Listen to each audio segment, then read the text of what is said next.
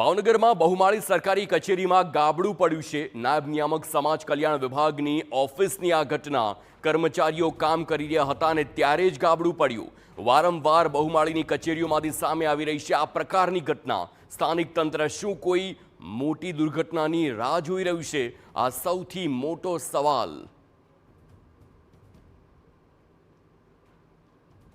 તો આ દ્રશ્યો જુઓ કે જે આ કચેરીમાં અચાનક જ ગાબડું પડ્યું અને નીચે લોકો બેસીને કામ કરી રહ્યા હતા। આ ભયાનક ઘટના કહી શકાય, કારણ કે આ નાના પોપડા નથી, આ મોટું ગાબડું છે। કોઈના માથામાં વાગે તો ગંભીર ઈજા થઈ શકે છે। આખરે શા માટે આ કચેરી જો જર્જરિત છે તો શા માટે કાર્યરત કરવામાં આવી છે? શા માટે આને બંધ કરી દેવામાં નથી આવી તે મોટો સવાલ। શા માટે સમારકામ નથી કરવામાં આવ્યું તે પણ મોટો સવાલ। અને હજુ પણ ચોંકાવનારી વાત એ છે કે આટલું થયું ને તેમ છતાંય આ કચેરી અને આ રૂમ કે જ્યાં પ્રકારે ગાબડું પડ્યું છે તેને બંધ નથી કરવામાં આવ્યો। આ કર્મચારીઓ હજુ પણ બેઠા છે, તેમનું કમ્પ્યુટર ચાલુ છે અને તે લોકો હજુ પણ કામ કરી રહ્યા છે। શા માટે?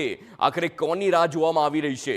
શું કોઈ મરી જાય એની રાહ જોવામાં આવી રહી છે? આ કડવો સવાલ છે પણ સત્ય હકીકત છે અને સવાલ થાય છે જ, ઘૂંટાટા સવાલ છે, કારણ કે અહીં લોકોના જીવની આખી વાત આવી જાય છે, કોઈ નાની વાત નથી। આ ગાબડું જો કોઈના માથે પડે તો કેટલી ગંભીર ઈજા થઈ શકે છે તેની કલ્પના કરવી પણ મુશ્કેલ છે।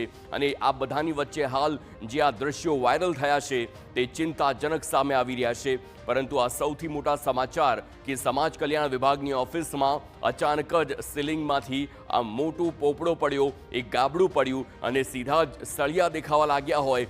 મકાનની એ હદની અત્યારે હાલત છે અને આ બધાની વચ્ચે હવે જોવું એ રહ્યું કે ક્યારે આ જે આખું બિલ્ડિંગ છે, જે ઇમારત છે તેને ક્યારે બંધ કરવામાં આવે છે અને સમારકામ શરૂ કરવામાં આવે છે તેની પર સૌ કોઈની નજર।